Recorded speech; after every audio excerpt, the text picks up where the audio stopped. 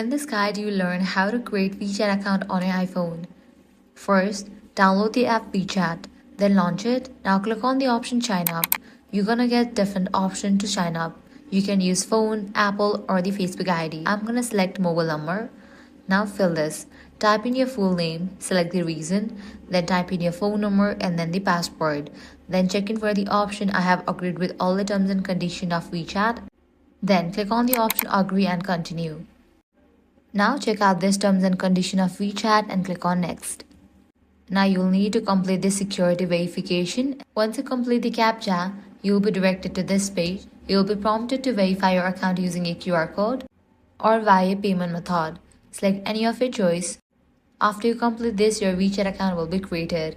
And that's it. If this guide was helpful, do not forget to like, share and subscribe. Thanks for watching.